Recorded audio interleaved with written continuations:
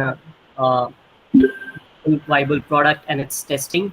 It is very useful for everyone, those startup who are about to launch their product in the market, about to enter into the market. I think this session is going to be very useful for them. Also for them who are ready to launch any or ready to add any other uh, product market product line in their startup. I think this session will also be useful for them, and also for them who are not getting any satisfactory result in the market but trying to revamp, trying to do something new. I think the session will be useful for them as well. So, Astha, the program would be like your masterclass for the first 15-20 minutes, and then we'll go for question and answer, and startups will answer their questions, and we'll take your advice on the same. Over to Sure. you, Astha. Sure. Thanks, Abhishek. Thank you, everybody, for having me here. And it's great to meet all of you, like minded folks who are trying to start their journey or who are on their startup journey. There's always a lot for each of us to learn from each other. So I hope you can learn something from me and I can also learn something from you. I have prepared a brief PPT. Uh, Please stop me anytime, during my discussion if you have a specific question related to it.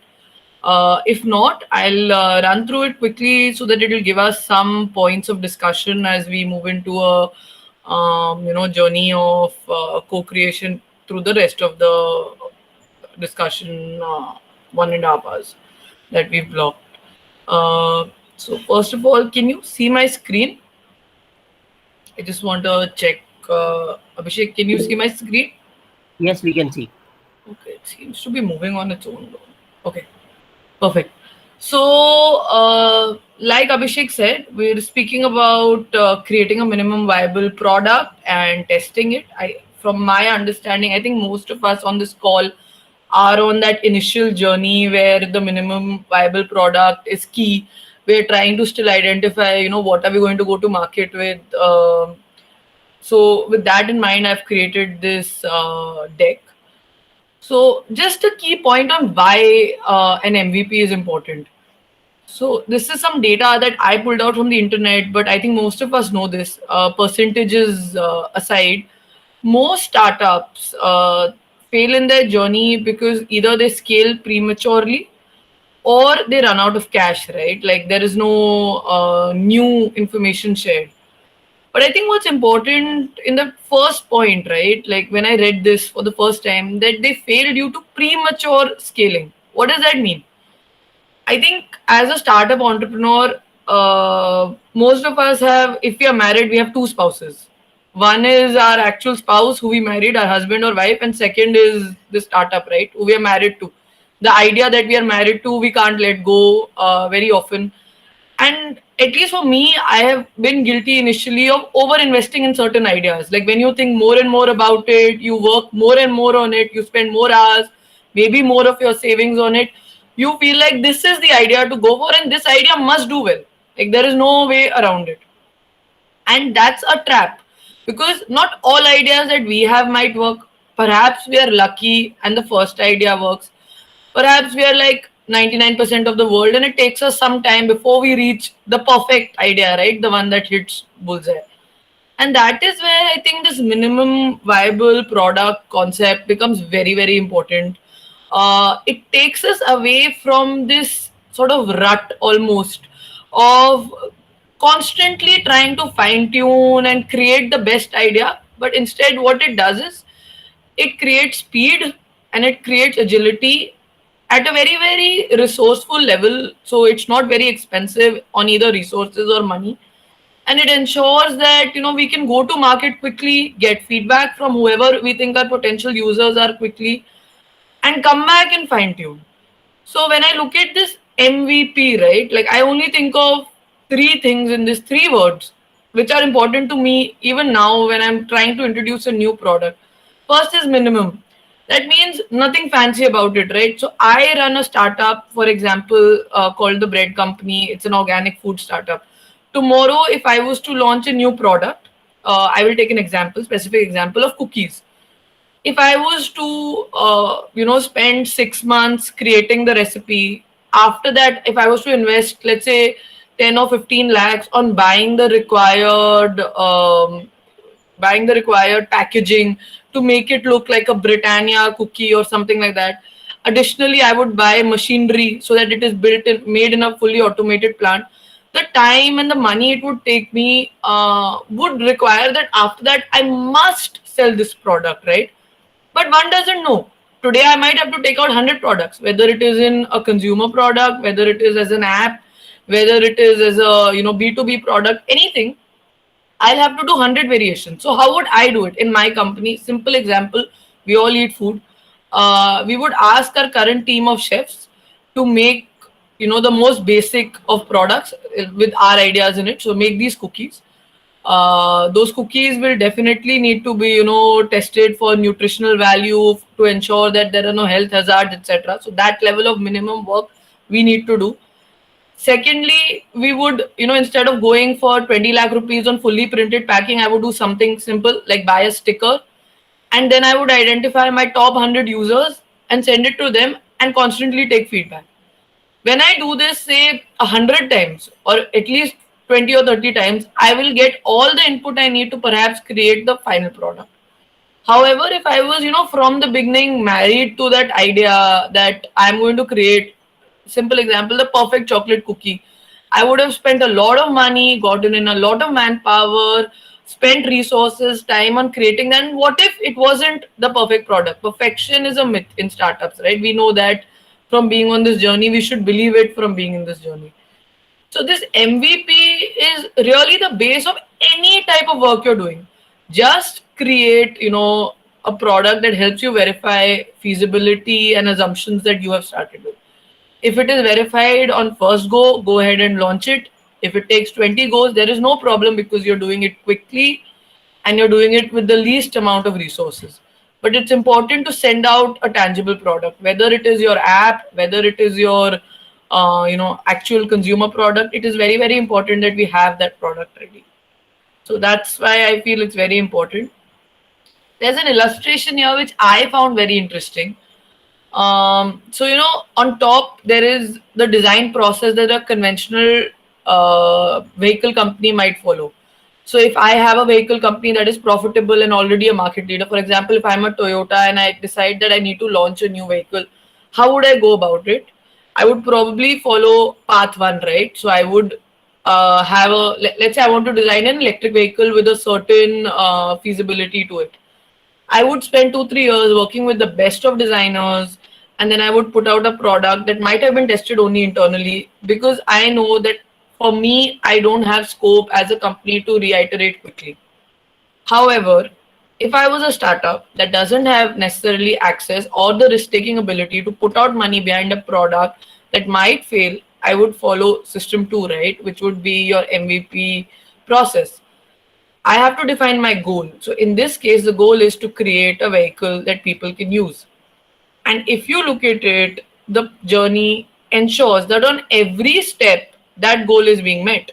Every single step, there is a vehicle that is being created that people can use. It is not a process that is slow. It is not a process that is necessarily cost consuming because you can actually make revenue of every step of this. And eventually, you're reaching the same goal or perhaps even better. So for a startup that is needing to move quickly, that is low on initial funds, that doesn't have thousands of resources to dedicate, it is the best way to go about it. I think this is a journey that we can all look at. So again, some important points with respect to why an MVP is important. I have spoken about it. So your development costs will be narrowed, of course. You're saving big time on timelines and efforts, and you're receiving response from customers, right? Uh, the fourth point, which I've also kind of highlighted, is that there is an augmented possibility of fetching investments. The reason I want to talk about it is because, like a lot of you, I've also started this journey with very little initial investment to put in, and I needed some quick believers to come in and to join us on this journey. And I know if I had gone to them with a deck on, making biscuits or making breads, it would not have been possible, because really the journey from a PPT to a final product is the most important, and it's the journey that truly tests the grit of the founders themselves. So if you're really looking at, getting initial investment from some angels or incubators, you would be 10 steps ahead of anybody else if you have a prototype on hand. And if you're showing the ability to quickly take out a minimum viable product, because not all investors would be coming in with large check sizes where you can immediately defend yourselves against heavily funded or established companies. They would want you to show agility and the ability to have a quick, sort of solution that you can take to market. And as it keeps improving, you can do it with a frugal use of your money. And once you hit jackpot in terms of the perfect market fit, you can scale it from there. So these are some of the benefits that I personally feel. Yeah, so I was actually, while I was thinking about it, one of the things that struck me was, is the MVP journey really being followed in other startups? So for myself, I could immediately see a fit, right? Like when I started, honestly, I didn't even know the word. But when I read about it into my journey, when you're trying to identify how to better improve your startup, you read these things. Immediately, I was like, okay, yeah, I'm building an MVP. But there are companies like Airbnb and Uber who all of us in the startup universe look up to, right? And it's important to see how they use this. So, for example, when Airbnb started, right, what was the product? You know, today Airbnb, of course, has thousands of listings, all type of experiences. But the initial product was just a mattress in a spare living room. That's all they were renting. And they said, with that, we'll identify if people are willing to move away from hotels and have new experiences. So they didn't go out and say, we are going to target 10,000 homes and we're going to convince all of them and we must be in 100 cities before we formally launch this startup. They said, what we're going to do is we're going to put a mattress in 2 or 3 houses and see if people are willing to rent that mattress. And with that, they completely changed the hospitality industry, as all of us know. Similarly for Uber, right? So Uber actually started with the black car concept, black car being premium cars which were being rented out to corporates. So again, they currently, if you see, there's Uber Share, there's Uber Moto, there's Uber XL. There are 10,000 versions of it. They vary by city. But what was the initial MVP? They said that can do people want to pre-book vehicles rather than stopping a cab on the road? Are people of any type, are professionals willing to pre-book vehicles that will reach their office? That's it. And once they realized yes, that's true, then they started varying across different cities, different type of vehicles, and the journey we all know from there. But both of these startups didn't start with billions of dollars being pumped into it and launching with billions of cities and listings. They started it with very, very simple. So if tomorrow, for example, Uber has famously said that if your black car concept didn't work, what would you have done? He said, I would have tried motorcycles, which basically just means, if they had gone in with 10,000 vehicles leased, could they have moved on day one? No. So that's very, very important for us to keep in mind. Um, Again, so this is actually about MVP. This is the entire focus. And when I move ahead, what I'm going, sorry, I think someone's saying something. Yeah, its slide is not moving. Has it moved? No, Which slide do you have? What does it say? this is the first slide that we are seeing. Oh, okay. 1 minute. Oh yeah, now it's moving. It's moving now. Yeah, it's moving Now, now. what do you have? This is Airbnb and Uber. Correct. Okay. So I'm going to move to the next slide.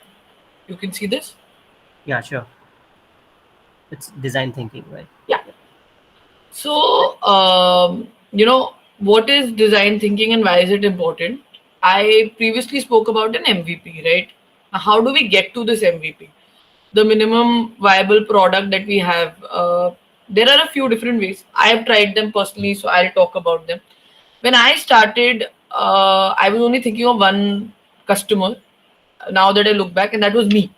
So I said, I have this problem, I am going to solve for it. And very quickly I realized it just doesn't matter. Looking at yourself and the problem you're trying to solve, um, it's too small a database, right? So that's where design thinking comes in. So if you look at design thinking, there are these 5 steps that are listed: empathize, define, ideate, prototype, test. But I only want to talk about one step, and that is empathize, which means if you're not listening to your customer or to the person you think will be your customer in the future, you're not going to be able to define your problem correctly. There is absolutely no way to create any part of your product without listening to your audience. So if any of you have ideas right now, right, that you want to test and you're thinking, look, I don't know how to design an app, but I have the idea for a great app and I don't have money to get a designer to make my app. This is an example of a problem that people face, right? That's okay. Can you at least go and talk to people and ask them if they want such an app? Can you put it on a PPT to create the mock-up of an app? Once you have the ability to talk to your users and once you've got their inputs, you will be in a much better position to design, to risk perhaps your own money or the money of any investors who are putting it in there, and create something that is going to be based on true user needs and insights. So, my one advice to you, honestly, I mean, we'll take whatever questions are there as well, is that just go and talk to your potential users. And talking to them does not require your actual product. A mock-up can be created by anybody. There are a lot of tools online you can use to create a mock-up. There are a lot of tools that can give you a standard app. If you're looking at an app, it's very easy to create an e-commerce website if that's what you're looking at building on Shopify. There are a lot of contract manufacturers if you are looking at getting into consumer products that are going to build make very very small quantities. They may not be at the healthiest of margins, but it will give you the ability to test. And unless you go and really listen to your customers, test the product with them, I'm not sure you're going to have confidence to scale it, and neither are your potential investors going to be able to listen to you and ensure that you're in the right place. And it's not just me, right? Like, I'm going to take a few examples here. So if you've been to a Starbucks, right, there are a lot of people who choose to work out of Starbucks. It's one of the known meccas of startups and individual participants. It wasn't always like that. Starbucks very early on did a learning journey, and they realized that the average group is spending almost 30 minutes to 40 minutes there, where the average individual is spending less than 10 minutes, which meant that they were earning lesser from individuals who were coming in, and most of the people who visit coffee shops are individuals. So what did they do? They completely changed the way of their seating. So if you go into a Starbucks right now, almost 50% of their seating is individual seating, right? Those high tables where only one person comes and sits next to someone else on a community table who they don't know. And the rest of the tables are group seatings where you can sit with more than one individual. This increased their average revenue from each individual buyer by almost 30%. So every person was spending more time, therefore buying more. Uh, how did they do this? They could have done this themselves. They could have just gone ahead and said, how do I, one way of increasing individual spend is by giving any person who comes in alone a discount. That if you are a solo buyer, I'll give you 10% off. Or I could, give them a loyalty card. But they actually went and they sat there. So they did what was an immersion experience, which meant about 500 people from their company had to spend at least 12 hours a week in a Starbucks and tell alone and talk about what the experience was. And when they realized that the most awkward and the weirdest part was that you were wasting away these chairs. So when you are there alone and you're sitting on a table of 6 people and you constantly have to tell people, yeah, I'm alone. Okay, you can sit. Okay, you can't sit. Yes, you can take this chair. That experience is so stressful that a person preferred leaving. They said, okay, I'm just going to take my drink and I'm going to leave. And they would have never got this insight of completely changing their seating had they actually not gone, sat there, spoken to those individual customers.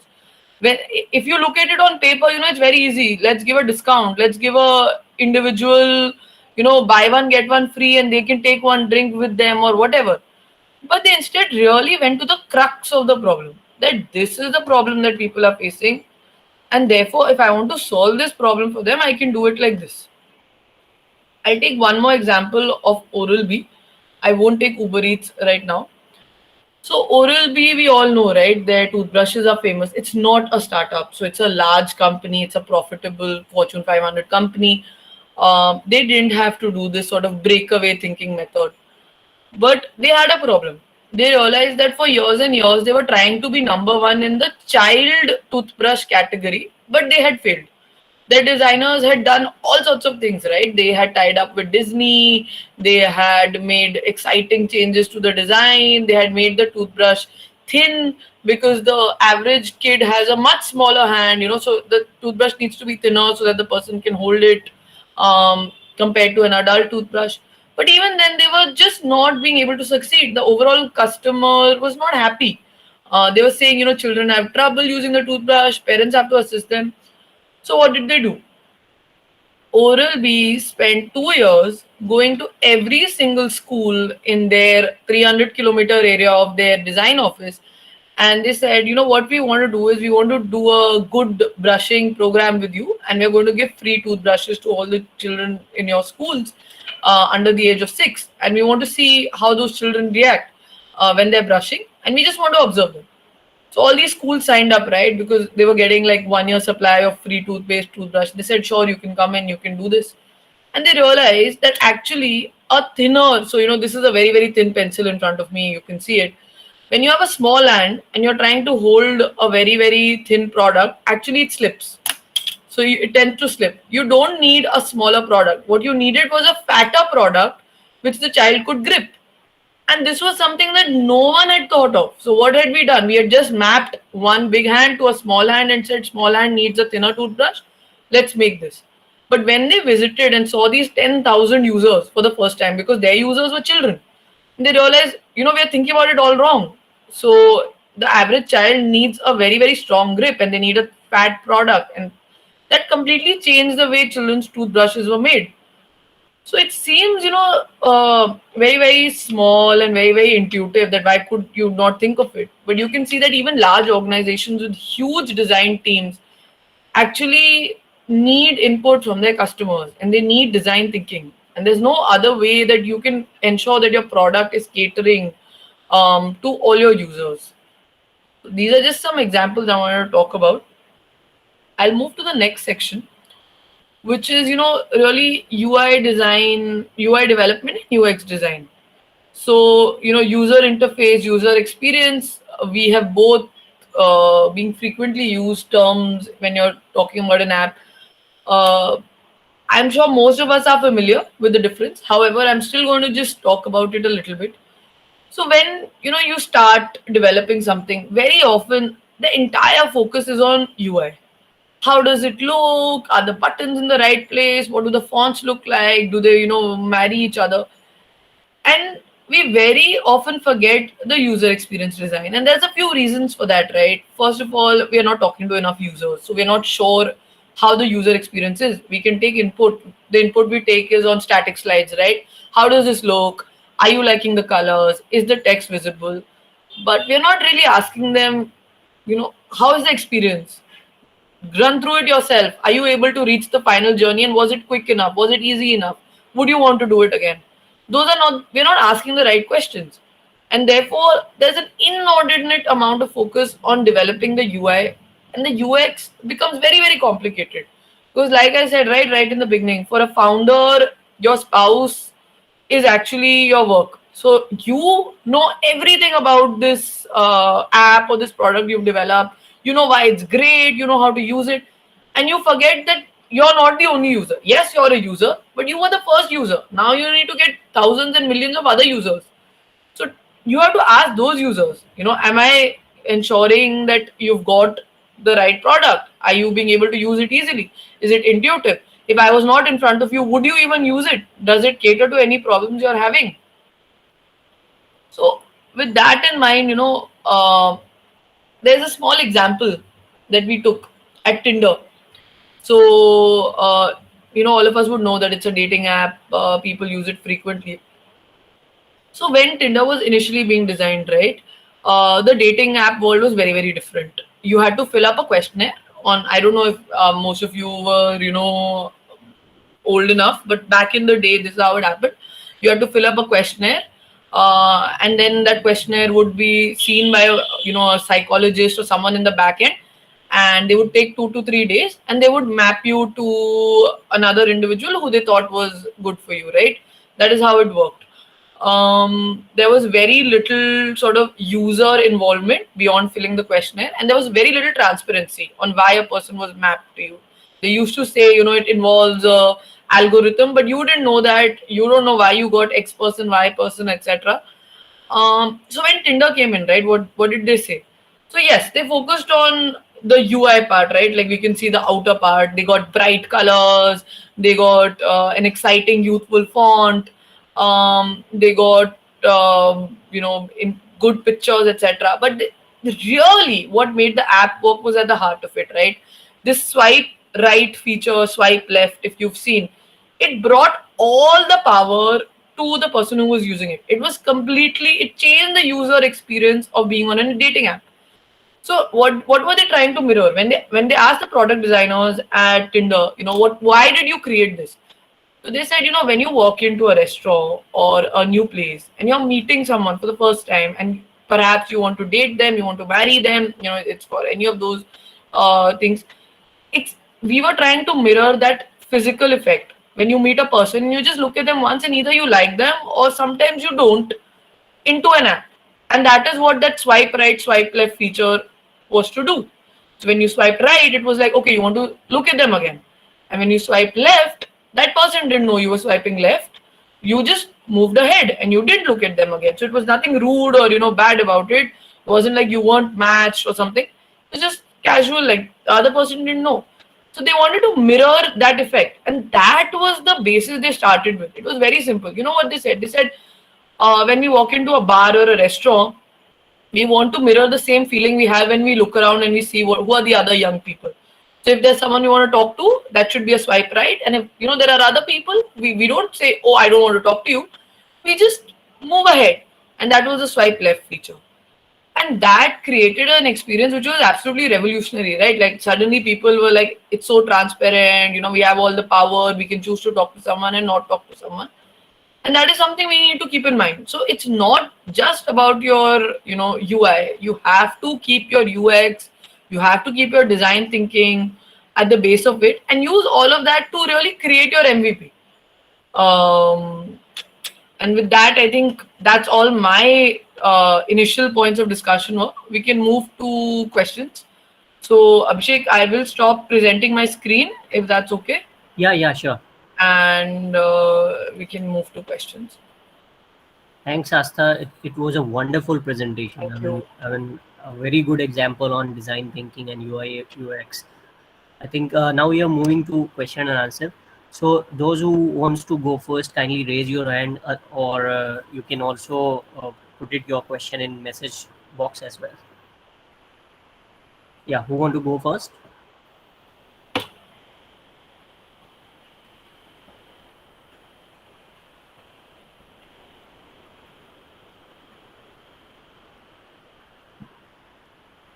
Yes, Vibhuti.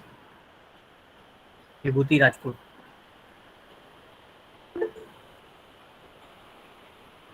Yeah, someone asked the question. That is, Am I supposed to read the question on the chat? Is that the question?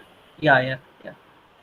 Most of the time, UI design failure on a newly launched product. How to overcome that part? Uh, I think, like I said, right, like don't launch a product after 6 months. If I was launching an app, I would launch it every 2 weeks. There's nothing to lose. Like, just keep improving. Like, UI design failure input will only come when a significant number of people are using your app. That means you have to put it out there. So if you spend, a year working on the best possible app with the only user being you, the chance of success is really, really less. So my, like, two steps would just be, make the app, go to 100 users and talk to all 100 of them, take their input, again make the app, like, make those changes instead of waiting for 10,000 users to give me input and spending a year on it. Like, and tackle the easy stuff first. So if you get input, like, okay, like, I'll take my example, right? Like, if I get an input on, can you increase the size of this biscuit? I might do it. But if I get an input on, can you change this recipe fully, and then in the chocolate biscuit can you also put nuts? I would do it. Don't take every single input you get as valid and 100% true. Follow 90%, but 10% just sort of eliminate, because of course there's value to your time as well, and you can't do everything. So 100 may say 90 you do, and do it quickly and retest. 10, keep parking, and when you hear it a lot, then do it. So don't do every single big change just because one person has told you. Anything else? If you have a follow up on that question, I'll take it. If I hope I've solved it.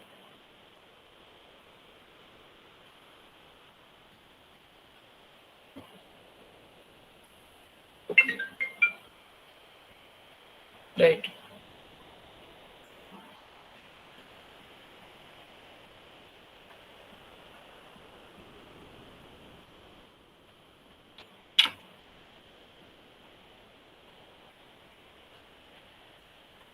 Hi, ma'am. I'm Vibhuti from A to Z Medical, and I have a question. While talking with user, there are number of confusing things. Like when you talk with a user, they will say, "Okay, they want this feature. Okay, now they want this feature," and it simply become Yeah. non-ending conversation, right?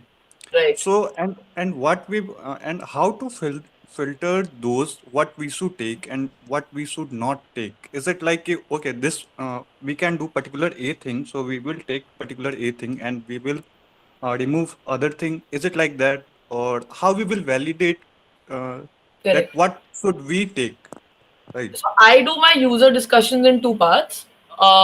First, I do like total free flow, right? Like, if I have some basic questions, that means if I set up a discussion with you for 45 minutes, I will make it a rule to only ask 5 questions. So I will go with 5 questions, and the person should be talking most of the time. Once I do 10 of those, let's say, then I'm going to review everything, and on the basis of that, make some focused questions, which are really going to be forced choice. That, let's say I ask you in the first discussion if I'm creating a medical app, and if I ask you what do you want from a medical app, so it's going to be that broad, right?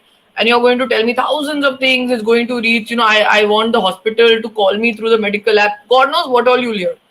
After I get that data, I'm going to sort of churn it out myself and say, okay, now I'm only going to ask questions about these 5 things.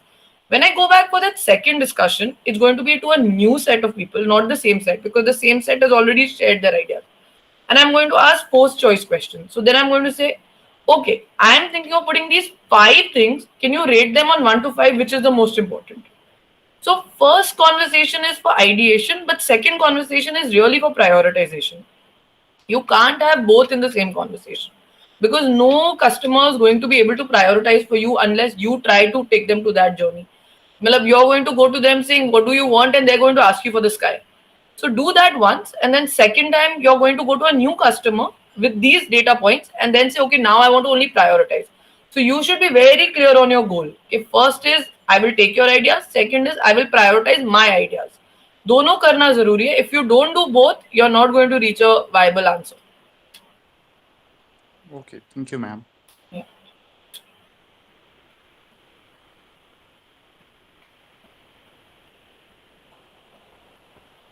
Thanks. Who is next?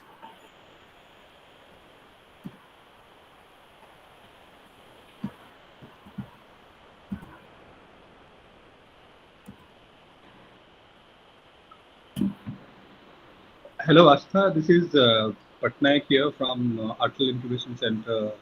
Hi. Yeah, I just wanted to know ki, so when you do validate your MVP, uh, can we extract some sort of input for the market strategy also from there? Is there any sort transaction where we can which can give some inputs into that? Yes and no. So I think what I have found useful in my MVP extraction. Are you talking specifically when you're talking to potential customers? Yeah, because at an MVP, when you're coming up with a better version which is almost ready for the market, you have also dealt with a lot of customers, Right. maybe B2B, maybe B2C. So we even see few indirect mapping from the customers when we have interacting in terms of the MVP. So Right. what sort of inputs that can size our market strategy even or go to market even when we So I think do validate market our MVP. strategy will remain sort of internal. I'm not sure that you should gather market strategy inputs from customers because their point of view would be limited. They would only be speaking to you about your product, not necessarily your company, your future vision, etc. That is what will define your market strategy. But having said that, what I have found very, very useful getting from customer is amazing competition analysis and insights. So there are so many people who you don't consider your competition, who you don't know are in this space, or maybe are doing a totally different thing, but the customer thinks is meeting their need. That I have been very, very surprised. And it has sent me back to the drawing board saying, oh, acha, I always thought that this is not needed. But so many people have spoken about, this competition is doing this. Why don't you look at this? That I need to see why it's of value to a customer and can it be part of my MVP? Because we look at our competition so often at times that we are no longer able to think of them objectively. But when you're talking to a customer, very, very often they give you great insight on competition. So I think whenever you're doing that sort of MVP discussion, you must say, ask your customer, how are you currently solving this problem? Simple. Like, what is it that you're doing that's helping you solve this problem? Maybe they'll talk about something they're doing themselves. Maybe they'll talk about another competition that they're using. Maybe it will be a totally third direction that you have not thought of. Like if you're, if you're looking at something like Uber, maybe the customer will just say, currently I'm not even taking a cab from outside. Actually, what I've been doing is that there is a WhatsApp group in my colony, and on that there is a cab driver's number, and he's very good, so we call him. So all this while, you've been thinking that my competition is that auto or that cab on the road that they're stopping, but it's not that. Somewhere that WhatsApp group. So can I infiltrate that WhatsApp group only and show my product to all the people in the colony? So I've realized that customers are very, very good people to do a competition analysis for your business. And they are able to give you a lot of sharp inputs on that.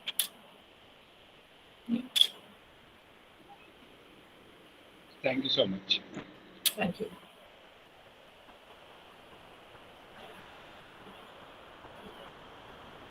So who is the next one? You can unmute yourself and ask your question.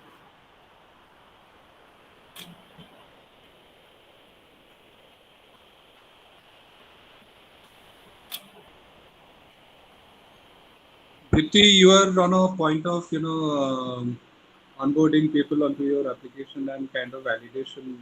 You have any hesitations or doubts? But I can't hear you too well. No. I'm asking one of the startups, Dipti. Hmm. Dipti, he's actually process to validate his application for the Mo ambulance something stuff. So I think you must have come to few realistic hesitations, problems, or something kind of that. Talking to the stakeholders, onboarding to the your application. Can you place one or two such which would help you Yes, out yes, yes, yes. from the expertise? Myself Dipti Mohanty. So my concept is with respect to developing a ambulance management, and it is connected from user to the hospital. And in between, we are onboarding the ambulance the B2B model, and at the same time we are onboarding the hospital end model, and user will be like Ola, Uber. Okay, so but thing is that the problem is here is with respect to cost analysis. You know, the ambulance market is very raw. Hmm. Like somewhere it is asking locally 1,000, somewhere it is asking 850, something else. So Right. in that context, how we can move on a pilot basis and how it can be done. So I think one thing about an ambulance, again, this is I'm talking as a user now, is that Yes. 90% of the people when they're booking an ambulance, there is an urgency, right? So even Right. if you charge a premium, but you have stability of service, people might rely on you. So Right. if I download your app today, thinking that this is going to be a useful app, perhaps in my Right. life once or twice I might need it, right? Like how often do I need to book an ambulance? And that Right. once or twice, if your ambulance is available, I will definitely recommend you to many more people. So that is the chain of, I think, user acquisition that will happen. Having Yes. said that, for the minimum viable product, I think you should not be worried about the cost front. Okay. Whatever cost, you should be worried about the user experience front because Okay. of the type of product you're offering. No, Um, definitely our USP and the innovation is something different, and it has been filed for the patent. right, So, like it is connecting the hospital, because thing is that right, as per the WHO, the main motto is the decreasing the golden hour, so that the doctor could exactly. get that money. Okay, And in that that is your point of view, USP. Yeah. yes, So I feel like when we were talking about MVP, right? So your right, MVP doesn't need to focus on cost. It is not in your minimum. That is your value add. That you're also going to be the cheapest. You're perhaps. I okay, think your MVP would be that you're going to be the most reliable. That right, you right, are really reducing that golden hour, and that is your MVP sort of value add. okay, And if okay, you great, build it great, on great. that, yeah, I think you will see a lot more traction because we are not Okay, frequent ambulance users. So if that one yes, time, as long as I've got an ambulance, I've got it easily, making it cheap yeah, can be step two, but it doesn't need to right, be your MVP. So yeah. okay, okay, got it, okay. Yeah, thank you. Even also, I am onboarding some of the like auto, because thing is that some person they need for the clinic. Okay, they don't Hmm. need the ambulance, but they can move in a auto or something else. So Correct. that also we are onboarding. So Correct. that the thing is that revenue part we can add on. Yeah, your focus should be like reliability. That means that Right. anytime you log on 24/7 in this area, you will always have Yes. an ambulance, and that it's Yes. the fastest. That if Right. other people are giving you ambulance in 30 minutes, I will give you in 20 minutes. So your density of supply should be high. You should have Right. maximum number of ambulances in a small area. I think you will Exactly. get a lot of users in that way because Yes. the fear is that I will not get an ambulance at the right time and I will have to run around. If you can solve that fear, you can charge extra for some time till you Right. receive viability, till you receive scale, perhaps you receive funding, and you're able to organize the actual revenue part of it. Right. Focus on the user experience. You're going to Right. really benefit. I think it's a great need today, and I think it's a great idea also. But Okay. that's what if honestly, if your ad was that it's for 99 rupees versus 2000, but I log on to your app and it's not available, I'm not coming back to check because I Exactly. also cannot lose that time, right? So that Correct. is what Correct. I You are. would say. Yes, Yeah. 100%. It's a beautiful suggestion. Okay, great. Yeah. Thank you. Thank you. Thank you. Sometimes like we used to finalize a product and then we start selling, and like sometimes a product which cannot come up as a feature to the original product, but the customer segment is same and they keep on asking, can you give it me like this, can you give it me like that? So So you're saying like that's, excessive customization. What yeah, type of I would ask one of the startup to put it in its terms. Aman, you are there. Scon, you have been selling these the sanitizer machines that you've been selling, and you were telling that people are asking many other things which are relevant around, and you had few concerns on that. Can you Yes, just sir. put your concern the way you had interacted with the customers? Please do that. Hello, ma'am. Hi. Ma'am, our first product is that a multifunctional sanitizer dispenser machine. Okay. Ma'am, actually, what happens that if you go to any place, mall or school, anything, a guard is standing to check our temperature. Right. So, ma'am, there is human interaction, time consumption, and many more factors. Correct. So, we have developed a sanitizer machine. At the time of showing our hands for sanitizer, simultaneously it will check our temperature, and if we have fever, it can automatically give the fever warning. So, ma'am, we Okay. are fully eliminating the human means interference Great. in this machine. Ma'am, the means from the consumers end, they like the product, Hmm. and but there means many times there are many more demands like why don't you integrate a speaker in it? Why don't you means it will say many more things like why don't you connect it with the cloud so that data will be saved means person's temperature, ma'am, Right. and we have done the R&D also, but ma'am launching it seems to be difficult means जब भी customer कुछ demand करता है तो ma'am वो Hmm. Demand को तो launch कैसे कर सकते हैं मीन्स कौन नहीं सी देखो, डिमांड को लॉन्च करे कौन हर सा नहीं. डिमांड लॉन्च नहीं हो सकता. That's for sure. ठीक है, पहले तो ये सोच लो कि हर डिमांड लॉन्च नहीं हो सकता and every person is not your customer. मतलब Okay. ये नहीं सोचना. When you talk to every person just because they have shown initial interest doesn't mean they are your customer. Some people will become your customers, some people won't. Having said that, if you're still at the early stage of developing, मतलब आपका ये product बन गया है या you're Yes, ma'am. making it? We are in the stage of marketing. Okay. So I'm guessing that prior to marketing, you have done some sort of a listening exercise that you felt there was a need for this product and this is a complete product. What Yes, I'm ma'am. trying to say is that if it is your MVP, again, अगर ये minimum है and you think improvements can be made, then do an aggressive listening exercise. मतलब go to 10,000 people who are your potential customers and say, this is my product, what can I do to make it better? That's it. Not that this is my product, I want to sell it to you, but this is my product, I want, and tell me what I can do to make it better. Do that right now. Maybe out of Okay. 10,000, if 8,000 tell you, or 10,000 is a number, do it for 100. If 80 tell you, it's great, matlab, no problem, we are not buying it for cost or whatever, then leave it. Fine. But if 80 people are giving you some genuine input, कि ये कर लो, ये कर लो, and you can synthesize it into, you know, that listening exercise that I told Vibhuti about, कि first you hear from them, then you go back and prioritize.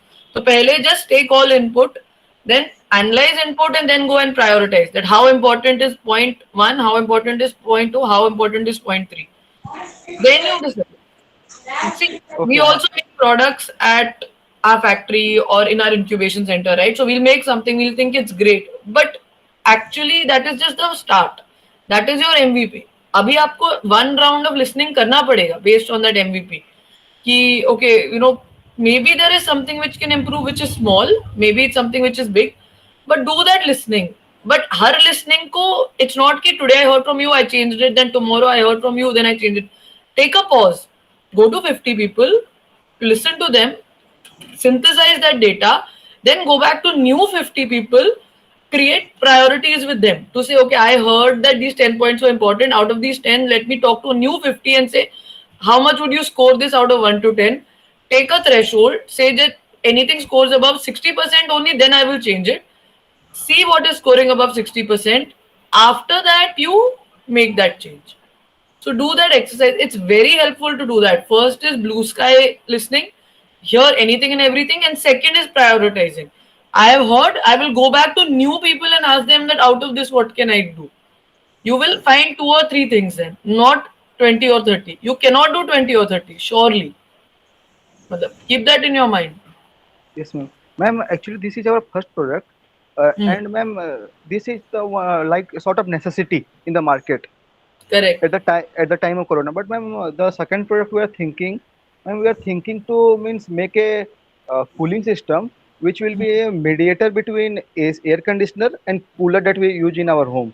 I have a question. Why are you thinking about a second product right now? Ma'am, because we are thinking that after 1 year or 6 months, the market of this product will be go down slowly, rapid. So are you matlab, you have to work on your first product, create market fit, sell that, or scale that, and then move to. Or are you going to not work on this first product? What No, is the ma'am, plan? we will keep working on this product, the marketing and all. But ma'am, for after 6 months, when the Corona market will little bit go down, then it will be affected on our sales and all. So that's why we want to be ready with the second product. I personally feel that the enemy of a founder is overthinking scenarios. मतलब if you do 10 things okay, उससे अच्छा if you do one thing amazing, you will realize that it works out much better. So I like, again, I don't know about the market, but like you said, right? Like if you have come up with a revolutionary concept, genuinely, in this health and hygiene for public spaces, it's not going to go away ever. Like Okay, once it's ma'am. part of, if your product is that good. So if I was in your place, I would genuinely try to that it can be used after Corona. That would be the statement I would be trying to answer. In the same product, can I make it so good that it's going to be used forever? That it has some sort of an application forever.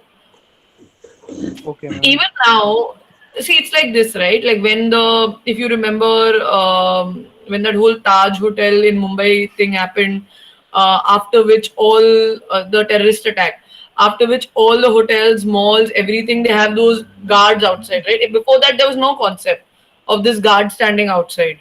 Yes, ma'am. And the checking of our handbags, things like that. That didn't happen earlier. We used to just walk in like normal, but it stayed. It's been so many years it stayed. There has been no sort of attack or anything, but it's become a part of life. It's normal for us. So this is also potentially going to become a part of life if you really make a product that is usable.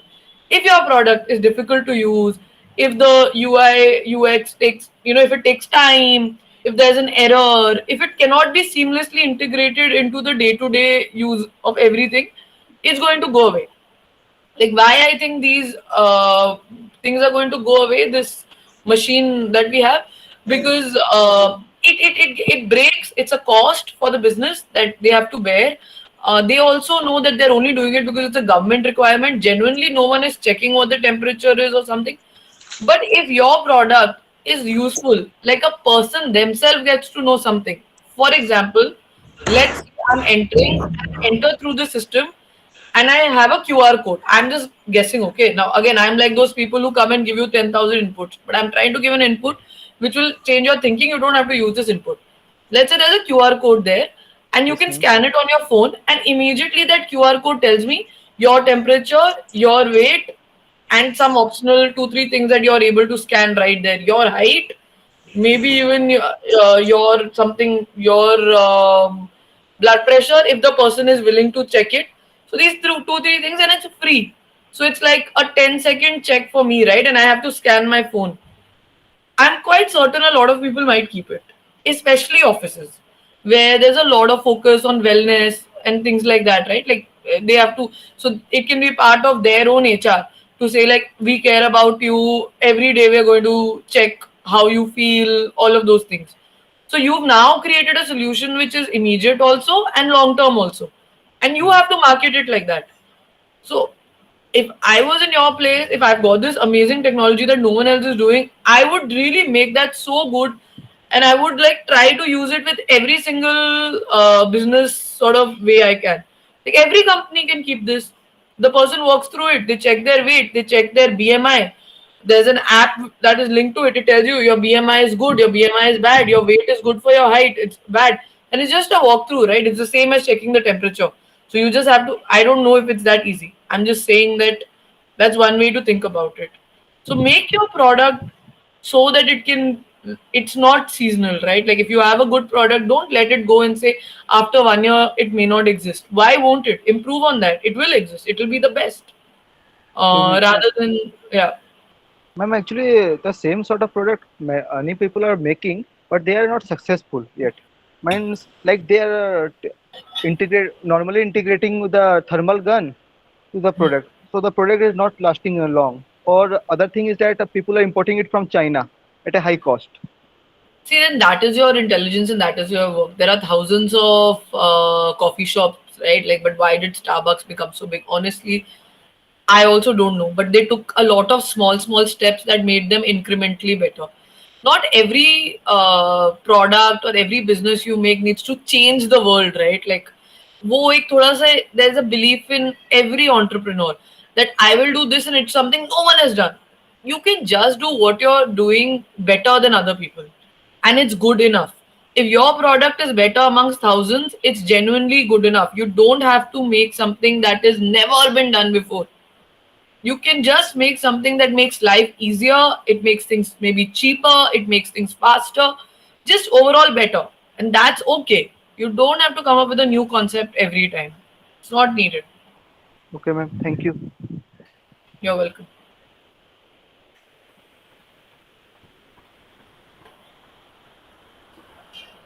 Who is the next one?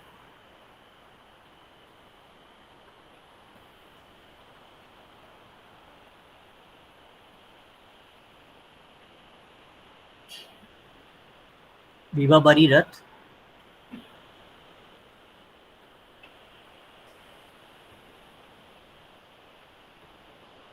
Nihar, I was just listening to your kind of application that you're developing for the wallet-based lending system for the students and all.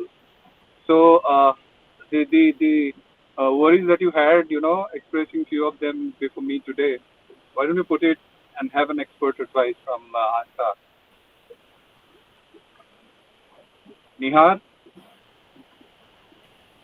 past ventures. Who is attending from past ventures?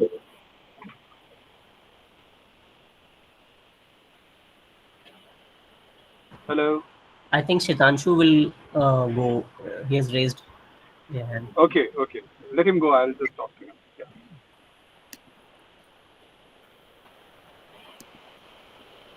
Hello, Asta. Good afternoon, one and all. Hi. Asta, I am the founder of Job School that is run under the banner of Apoji Consulting and Training Services. Basically, we are trying to solve the problem of unemployment through our unique model of aggregator, like which deals with the concept of hire, train, and deploy. Okay. So my question is, we are a service-based company. So, like you also focused on a particular word that is primarily missed out in the society, that is empathy. Right. So in a service-based, company, we should be more focused on empathy, or we should be more focused on the product that we're building to solve the purpose of the customers. So I think personally, I feel they're both related, because without empathy, you can't build a product that will solve the problem of the customers. So you have to understand what the customer's problems are. What type of what is the segment of people you're targeting for this training? Okay, let me tell you that we are basically targeting the degree college students, primarily like the professional colleges like MBA engineering. Apart from that, we are also targeting the general degree colleges, and at the other end, we are also targeting the corporates, because they are our clients in two segments. We also offer them corporate training, as well as we also resolve their problem of hiring the right resources. Correct. So first of all, you have to define who is your customer. Right. Is your customer the person who's looking for training, who you need to then get a good job after that training, or is your customer the company that is hiring from you? Okay. Because honestly, then your experience is going to be different for both. And in the initial stage, I would suggest you focus on one, because they are not complementary. Even though it might look like they have very different needs. So are you a hiring agency for me if I'm a corporate, or are you an agency through which I will get hired after I get trained? I'll be addressing that. In fact, let me tell you, we are a company which is already 3.5 years old. Okay. So we have been operating since end part of 2017. And in fact, we started our journey with training only. Okay. Later on, we drifted a bit, or we pivoted a bit, we can say, that in the field of staffing.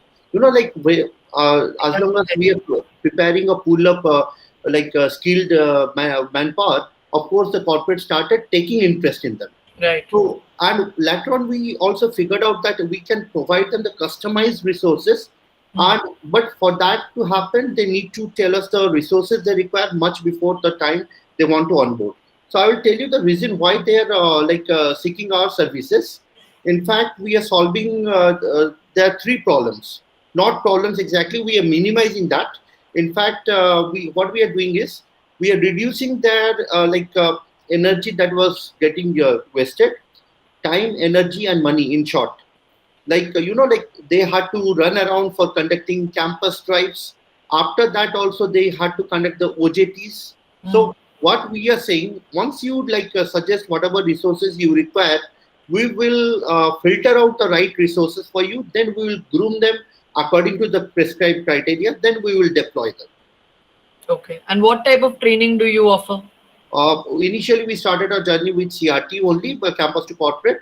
But later on, we are offering various technical courses and different other industry-oriented courses. So that we can. Can I suggest something? Of course, I know nothing about your company. If don't think that I am right or anything. I feel like you may want to simplify.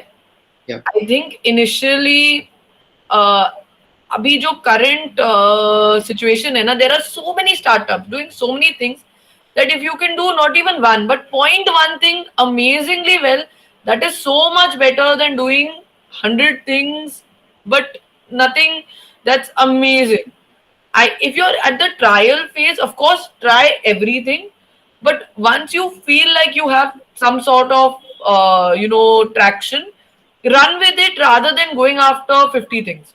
Because Right. you are going to be a small team, you're going to have this much time, this much resources. Use it and be the best at one thing. Right. And focus on one customer. Know who your customer is. If Right. my customer is companies, okay, if my revenue model in the future after 10 years is I'm going to make money from companies, my whole effort needs to be on a certain type of companies. I work with software companies for them to employ software engineers who are either cheaper or better, or will stay with them 2 years, whatever my focus is. If my focus is employment for students, I work with students to get them 30% salary raises after they do my 6-month course of this. So I need to know who my customer is and what I'm giving them. It can take some time to identify, but don't have multiple channels right now. Of course, it will come into each other. When you have students, obviously companies will only come to you and they will give you some money to hire those students. You will have a revenue model there. But who is the customer you're designing for? Who is the customer you're targeting? Because otherwise you will be a conventional recruitment agency. And I think you want to Right. move away from that. You want to be a specialized offering which is better than others. If you're better, you can't be better for everyone initially. You have to be like, maybe you're a student focused agency. So I talk to students. I can identify these are your gaps in this space, and when you work with me, you're going to get this much more salary because you're going to get employed by these people, because these companies trust me to get the best students. But I basically work with students. So know who your customer is. That is what I feel right now. Absolutely true. In fact, I agree mostly on the pointers that you have cited now. We have been zeroed down. Actually, to be honest, we have zeroed down our focus on the tier 2, tier 3 cities, like the students coming from those places. And in fact, of course, the rural market cannot be also cannot be avoided. So these are the 2 segments we are targeting. And because we are promoting affordable courses at the fingertips. So, they need not, we are offering the blended learning, which is, parents are yet to be adapting to the completely online mode of training. They want their students to be engaged somewhere in some physical mode so that they also get rid of them at least for some time. So this is the mode we are operating, and our primary focus, of course, is on students.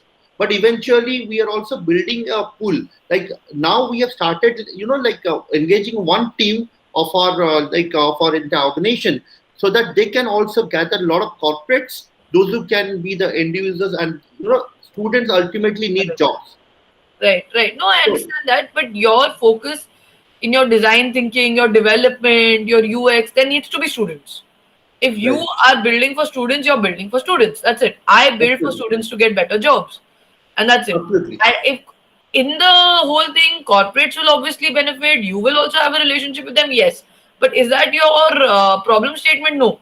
Your problem statement is I build for tier two students. I educate them in these two, three, areas, and therefore they get better jobs. That's it.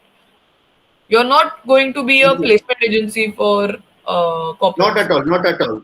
So we in fact to be short, in short, if I have to describe the entire thing, so we are offering like five major aspects, like psychometric test with counseling. In fact, second thing would be your assessment and even background verification, then deployment, so that the entire things is like happens smooth, like entire thing is understandable by any of the persons joining us.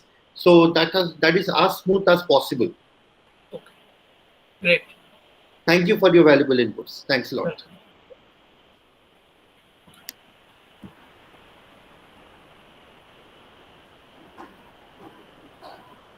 Abhishek, I think there is no more questions, so we would conclude the session. Sure, sure. Right. Yeah. So thanks, Asta. Thank you. Thanks, Thank you Abhishek. so Thank you, much. everybody. We have given very good insights and valuable insights, suggestions, guidance to all the startups who have attended the session. And I must say that your examples on design thinking, UI, UX, I think it was really appreciable, and definitely it would have helped a lot of startups for the understanding. So thank you once again that you have given your time on a such short notice. So yeah, and whenever there'll be such kind of session will be required, then definitely we'll ask Sure. you for the same. Thank you, everybody. It was great being here, and best of luck to all of you in your startup journey. Thanks. Thank you. Thank you, everybody. Thank you so much, Bye. Asad. Thank you. Thank you. Thank you.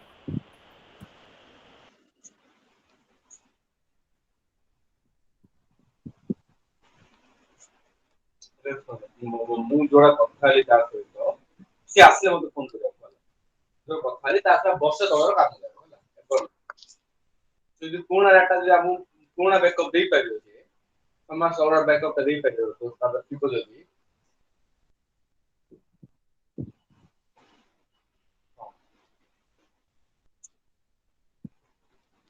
ଆଚ୍ଛା 1 month ଭିତରେ data ହିଁ ଦେଇପାରିବ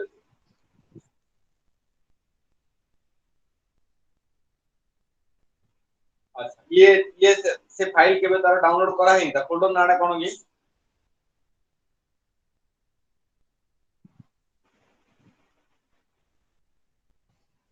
हां